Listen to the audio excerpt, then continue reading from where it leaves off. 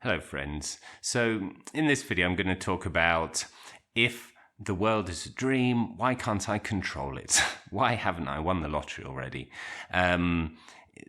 It's something that I thought as well. So it's people have put comments along those lines, kind of like cynical, well, if it's a dream, then, I'm going to make myself win the lottery. And it kind of ties into all this movement in the New Age about, manifestation. And maybe I shouldn't use the word New Age because I don't like it when people say that what I'm talking about is New Age. But anyway, all this very popular now.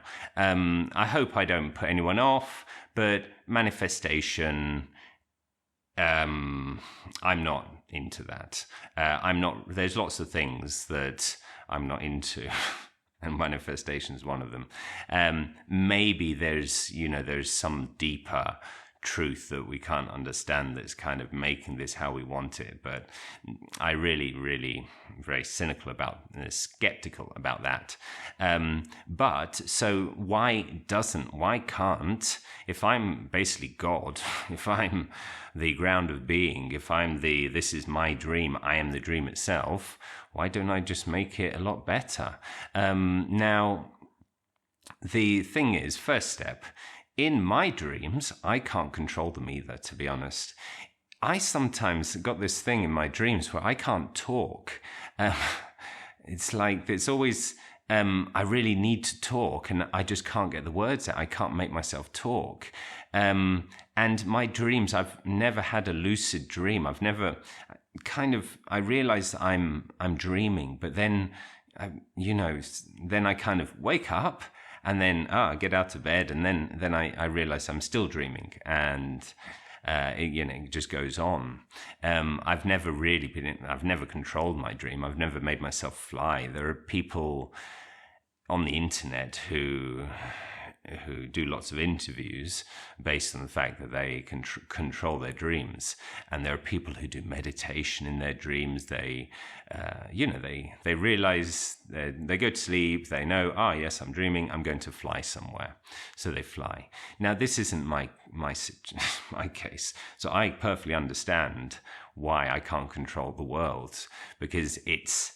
If it's like any of my dreams, the world's going to be against me. Not really, but it's, it doesn't, just because it's a dream, it doesn't mean that you can control it. Now, that's one thing. But the second thing, and more importantly, is that when we see this dream, we see it from this character. The ego is forming our character for us from the thoughts, putting it together, the actions, and saying you are separate. You are a separate thing from the rest of reality, and you have your own mind that your consciousness looks through and kind of.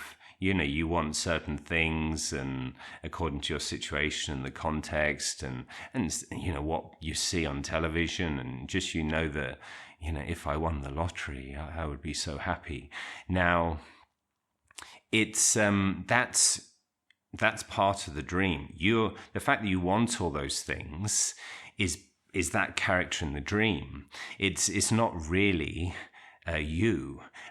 So even if you can control the dream from the point of view of outside the dream, but then you wouldn't even want what you want as an individual person, as the separate self that you are.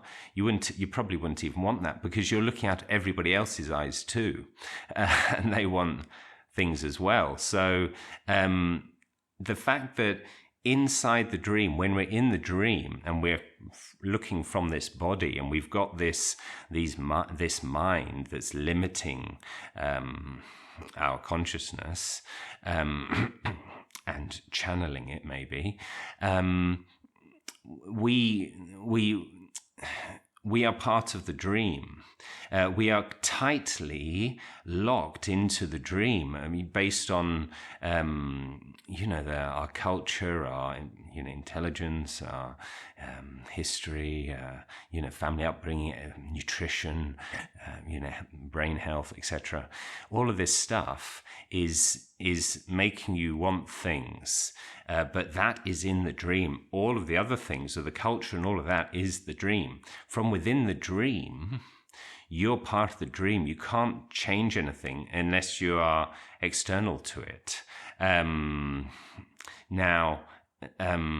was something that Nisargadatta Maharaj said. So it's not, from, maybe you could say, oh yeah, from inside the dream, I should be able to control the dream. But from inside the dream, you want basically what you've been brought up to want. It's kind of it's not even you that's the person in the dream. Is you're a bigger thing than just that. Now, so this, it's, even if it's a dream, as we see it's a dream. I mean, dream is just an analogy. In reality, it's not a dream, but it's very similar to what happens in a dream. Everything in the dream is you, and you see from your body in the dream, kind of because of conditioning, because you always see from your eyes. In the dream, everything is you. You are the dream itself, and yet you don't see from other people. You don't have this bird's eye view. Maybe some people do, but in my dreams, I always am in me. And that's because of conditioning, because that's always where I look out of. And that's what's happening in the real world. You always look out of, the person, because this is the conditioning. So just because it's a dream, it doesn't mean you can control it. Firstly, because I can't control my dreams anyway. We can't control our dreams, probably, unless you're somebody who's very highly trained in lucid dreaming. And secondly, it's not really our dream. The separate person is not really, it's not really that person that's the whole dream. That person, James here, this person here, is not God. James can't make it rain. Clearly not. And that's not even going into all the usual religious arguments that, why doesn't prayer work? Prayer always does work, they say. But, the time and the place you don't know, and also, God knows better than you do. And that is kind of slightly the situation too. We're always safe. We are the thing that's always here. This is our very own. The universe is our very own. It's, we're completely safe. We're not vulnerable. We're not separate. And there's nothing we really need. The game is happening, and we're participating in the game. And so we should try to play the game the best we can. Or in the analogy of a theatre production or a film, you have to act the best you can. And because you know that you've got nothing to lose, you can play the game in a relaxed way and do your best at playing according to the rules of the game, not trying to look for a cheat code and suddenly win the game, and that's the end of the game. There's this idea that comes from Alan Watts that you choose to enter into the dream and hide the fact you're God to enjoy the game. And if you knew that it wasn't, it wouldn't be as much fun.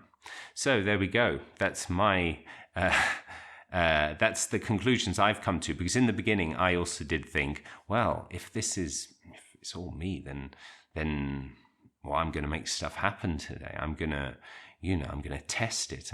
But no, it's not going to happen like that. Maybe it will happen. I don't know. Try your best. Pray for things you want.